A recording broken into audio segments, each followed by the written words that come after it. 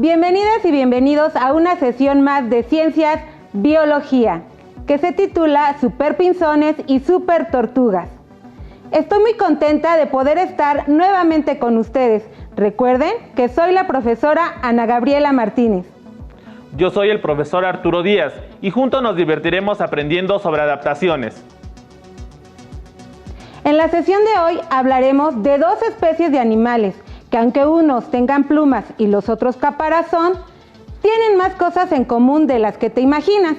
Hablamos de los pinzones y las tortugas gigantes e identificaremos las adaptaciones que han favorecido su supervivencia. Retomaremos algunos conceptos tratados en sesiones anteriores, como son selección natural y adaptación. Si tienen alguna duda respecto a estos, pueden revisar su abecedario biológico. Para tomar los apuntes de la sesión utilizarán su libreta, así como bolígrafo, lápiz, colores y mucha creatividad. Durante la sesión se presentarán breves actividades que les sugiero realizar para comprender mejor el tema. Considérenlos como parte importante de sus apuntes. No olviden que estamos trabajando su abecedario biológico, así que deben de estar atentos para identificar el o los conceptos que integrarán. Nuestro planeta Tierra tiene gran variedad de especies. Seguramente ustedes lo han notado al observar su entorno. Pero, ¿cómo es que hay tantas especies diferentes? Bueno, pues resulta que Darwin también se planteó ese interrogante. Bien, observen en pantalla el siguiente texto. Como pueden identificar, hacen falta algunas palabras. Ayúdenos a completarlo. Tiene que ver con lo tratado en sesiones anteriores. Ustedes recordarán que aquí hace falta un personaje del que hemos estado hablando en sesiones anteriores. ¿Recuerdan su nombre? Correcto, Darwin. En 1831 hizo un viaje alrededor del mundo a través de un barco llamado... ¿Recuerdan el nombre? Así es, Beagle, y visitó diferentes lugares, pero uno en especial le aportó muchos elementos para complementar su teoría de... ¿Recuerdan el nombre de la teoría? Así es, se trata de la evolución por... selección natural, correcto. Estoy hablando del archipiélago de Galápagos. Bien hecho, lo lograron. Continuemos. Mejor conocidas como Islas Galápagos, se localizan en el Océano Pacífico a 1000 kilómetros de la costa del Ecuador. Es el segundo archipiélago con mayor actividad volcánica del planeta, solo después de Hawái. Estas islas son famosas por sus numerosas especies endémicas, es decir, que solo habitan en un lugar determinado.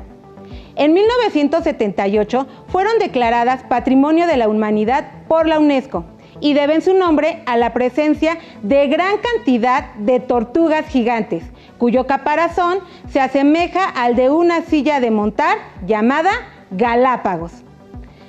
Regresemos al viaje del naturalista Charles Darwin.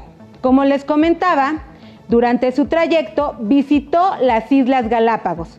En este sitio observó gran variedad de especies. Como mencionamos al principio, en esta ocasión nos enfocaremos en solo dos de ellas. Unas aves que se les conoce como pinzones y las tortugas gigantes. Para empezar, hablaremos de los pinzones. Estos pertenecen a un grupo de 3 especies diferentes de aves. Tienen un tamaño que oscila entre los 10 y 20 centímetros. Son de color negro, marrón y presentan diferentes tipos de canto y comportamiento.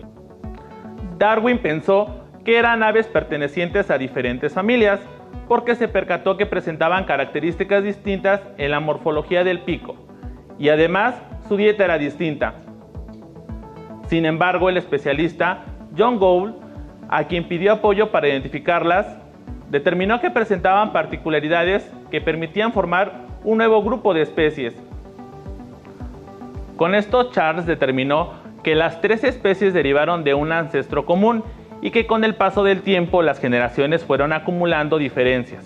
Es decir, cuando los ancestros de estas aves llegaron a otras islas, se enfrentaron a nuevas condiciones ambientales y los que sobrevivieron fueron aquellos que presentaban picos adaptados a los alimentos disponibles en cada isla. De esta forma lograron evolucionar y heredar estas características ventajosas a sus descendientes. Ahora analicemos dos especies de pinzones. El pinzón de la especie Geospiza magnirostris vive en lugares de mucha vegetación, en tierras bajas y bosques tropicales. Tiene un pico grande y robusto que le permite comer cosas grandes y duras. En cambio, la especie Geospiza scandens posee un pico alargado para alimentarse de las flores de los cactus Opuntia. Este pinzón habita en formaciones secas de árboles o arbustos. A continuación realizaremos una actividad para observar las adaptaciones en los picos de los pinzones.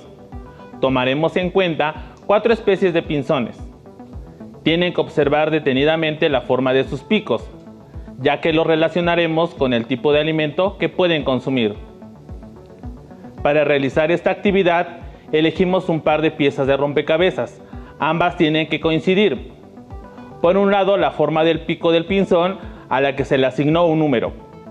Y por el otro, el tipo de alimento que pueden consumir, al que se le asignó una letra. Primero observarán los picos de las 4 especies diferentes de pinzones y después 4 tipos posibles de alimentos. En esta primera ilustración se trata del pinzón terrestre grande, de la especie Geospiza magnirostris. Observen que tiene un pico grande y robusto. Imaginen de lo que puede alimentarse. Para esta actividad se le asignó el número 1. El segundo es el pinzón cantor, de la especie Certidea olivacea. Observen que tiene un pico delgado y pequeño. A esta le asignamos el número 2 para identificarlo. En el tercero es el pinzón de cactus común, de la especie Geospiza scandens, con un pico alargado, al que identificaremos con el número 3. Y finalmente el pinzón terrestre mediano, de la especie Geospiza fortis. Observemos que tiene pico pequeño y no muy largo.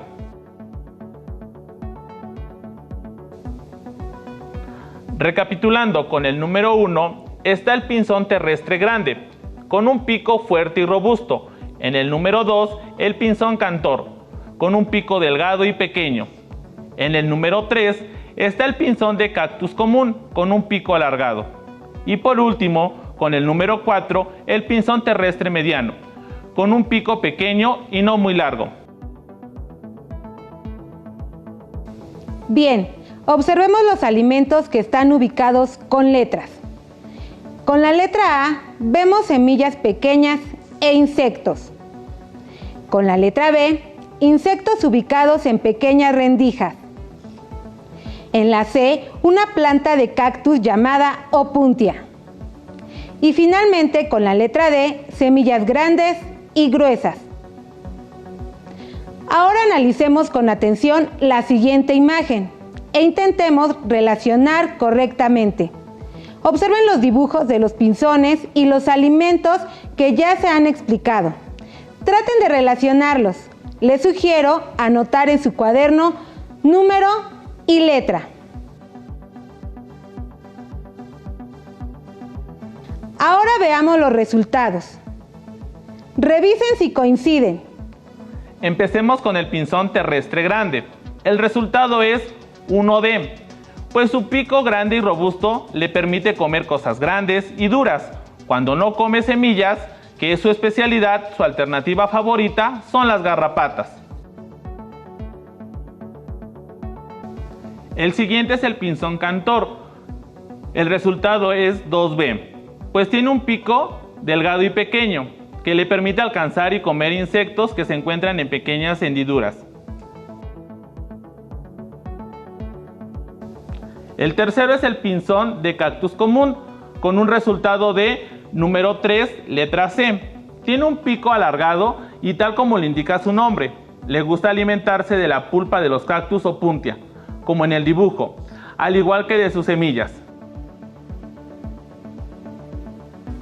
Y por último, pero no menos importante, el pinzón terrestre mediano, con un resultado 4A, con un pico que le permite alimentarse de semillas tiernas e insectos.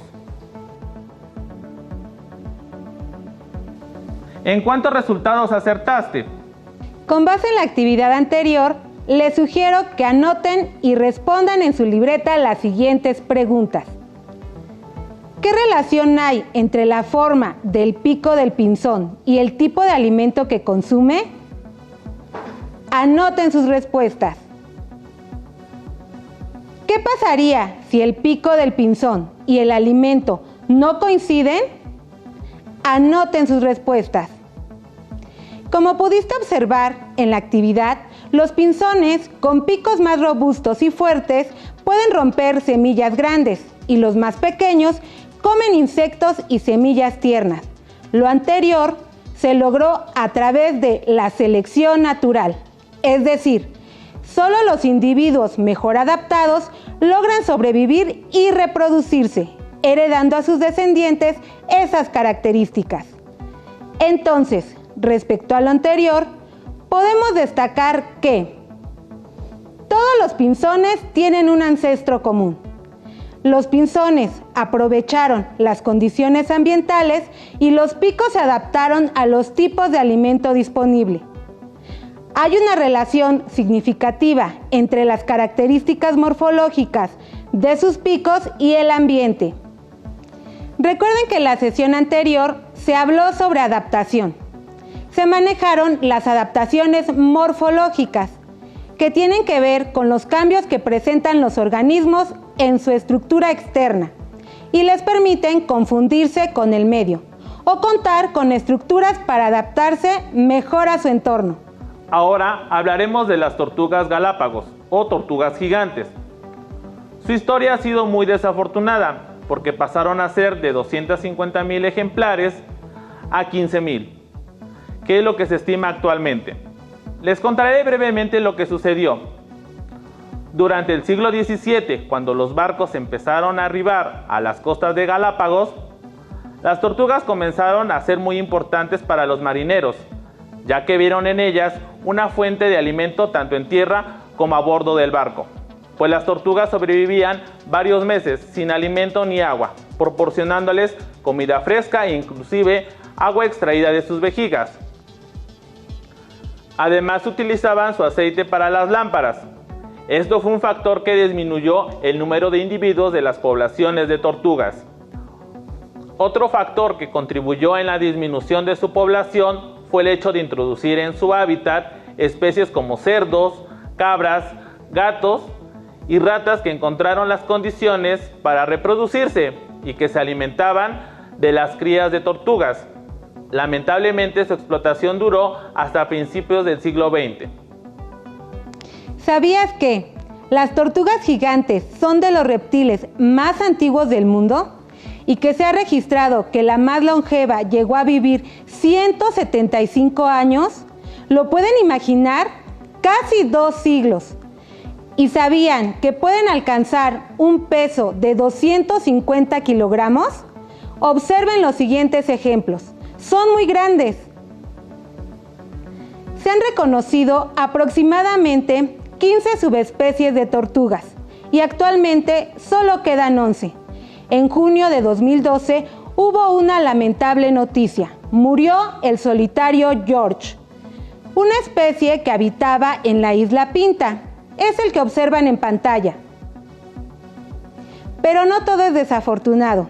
El caso de otra especie de tortuga que estuvo en riesgo de extinción fue salvada gracias a Diego, uno de los machos que quedaban, y salvó su especie al fecundar unas 800 crías. Suena interesante, ¿verdad? Los invito a investigarlo. Observen las siguientes imágenes que aparecen en pantalla. Centren su atención en el caparazón. Bien, seguramente notaron las diferencias en el caparazón. Resulta que las tortugas de islas montañosas y verdes tienen el cuello más corto y caparazones en forma de cúpula, ya que se alimentan de plantas que se encuentran en el suelo. Mientras que las tortugas de islas planas y secas tienen el cuello más largo y el caparazón en forma de silla de montar como adaptación para alcanzar los cactus altos, como aparece en las imágenes. Estas observaciones ayudaron a Darwin a completar su teoría. ¿Recuerdan el título de la sesión de hoy? Es correcto, superpinzones y supertortugas. Y eso es porque tanto los pinzones como las tortugas gigantes lograron adaptarse a las condiciones del ambiente y desarrollaron características ventajosas que han contribuido a su supervivencia. ¿Conocen otras especies super? Les invito a investigar sobre alguna especie que les interese. Espero que hayan identificado el o los términos que van a agregar a su abecedario biológico. Les sugiero especie endémica. Pueden integrar las que consideren interesantes. Para concluir, recurriremos nuevamente a su ayuda, al igual que al inicio. El siguiente texto está incompleto. Apoyemos para completarlo. Con base en lo trabajado el día de hoy, podemos concluir que ¿de qué lugar estuvimos hablando hoy? Exacto, archipiélagos de Galápagos. Es una maravilla natural que alberga una gran variedad de especies. ¿Qué tipo de especies mencionaron que se localizan en un lugar determinado? Correcto, endémicas, lo que le permitió a Charles Darwin completar su teoría de... ¿Recuerdan el nombre de su teoría? Así es, la evolución de las especies por selección natural. Las especies derivaron de un ancestro común y con el paso del tiempo las generaciones acumularon diferencias. Cuando las poblaciones de la misma especie se separan, los cambios en sus características son la base para la formación de nuevas especies. Y finalmente, ¿qué? A través de ¿qué término consideran que va aquí? Muy bien, selección natural. Solo los individuos mejor. Les doy una pista. Es el resultado de la selección natural. Adaptados. Sobreviven y es cuando los individuos logran dejar descendencia. Correcto. Reproducen, dejando descendientes con características similares. Si la misma no es ventajosa, los individuos mueren. Gracias por su apoyo. Debido a que constantemente la ciencia se renueva, los invitamos a escuchar un fragmento del libro Biología, la vida en la Tierra con fisiología, de Audesir y Byers. El subtítulo que leeremos es La humanidad promueve la evolución a gran velocidad. Yo voy por tu libro, profesor. Muchas gracias, maestra.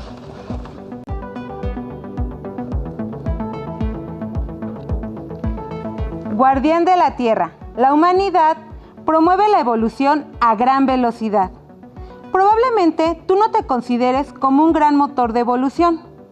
No obstante, a medida que abordas las tareas de tu vida diaria, contribuyes a lo que acaso es hoy la causa más significativa de cambio evolutivo rápido. La actividad humana ha cambiado enormemente los ambientes de la Tierra, y cuando los ambientes cambian, las poblaciones se adaptan o perecen. La lógica biológica de la selección natural, explicada tan claramente por Darwin, dice que el cambio ambiental conduce inevitablemente al cambio evolutivo. Por tanto, al cambiar el medio ambiente, los seres humanos se convirtieron en un gran agente de selección natural. Por desgracia, muchos de los cambios evolutivos causados por las personas resultan ser malas noticias para la humanidad. El uso indiscriminado de pesticidas selecciona plagas resistentes que frustran los esfuerzos para proteger las fuentes de alimentos. Al tomar antibióticos u otros medicamentos en exceso, se seleccionaron supergérmenes resistentes y enfermedades que cada vez son más difíciles de tratar. La pesca excesiva en los océanos del mundo favorece a peces más pequeños, que pueden deslizarse con mayor facilidad y escapar de las redes, lo que por tanto selecciona individuos de crecimiento lento, que permanecen pequeños, incluso cuando son adultos maduros. Como resultado, los peces de muchas especies con importancia comercial ahora son tan pequeños que la posibilidad de extraer alimentos del mar está en riesgo. El uso de pesticidas, antibióticos y tecnología pesquera ha provocado cambios evolutivos que amenazan la salud y el bienestar de las personas. Pero el alcance de dichos cambios puede empequeñecer ante los que surgirán por la modificación humana del clima de la Tierra. Las actividades de los seres humanos, en especial las actividades que usan energía derivada de combustibles fósiles, modifica el clima a contribuir el calentamiento global. En los años por venir, la evolución de las especies estará influida por cambios ambientales asociados a un clima más caliente, como la reducción del hielo y la nieve, periodos más largos de cultivo y cambios en los ciclos de vida de otras especies que proporcionan alimento o cobijo. Cada vez hay más evidencia de que el calentamiento global ya provoca cambios evolutivos. La evolución relacionada con el calentamiento se ha descubierto en varias especies de poblaciones vegetales y animales. La evidencia disponible sugiere que el cambio climático global tendrá un enorme impacto evolutivo, lo que potencialmente afectará la evolución de casi todas las especies. ¿Cómo estos cambios evolutivos afectarán a la humanidad y a los ecosistemas de que depende? Esta pregunta no se responde con facilidad, porque la ruta de evolución no es predecible. Sin embargo, hay esperanza de que una monitorización cuidadosa de las especies en evolución y un conocimiento cada vez más profundo de los procesos evolutivos ayuden a dar los pasos adecuados para asegurar la salud y el bienestar de los seres humanos, a medida que la Tierra se calienta. Qué interesante, ¿verdad? Los invitamos a leer más sobre el tema. Pueden utilizar su libro de biología u otro medio informativo. Terminamos la sesión, pero aún nos queda mucho por descubrir. Así que nos vemos pronto aquí en Aprende en Casa 2. ¡Hasta la próxima! Si tienes dudas o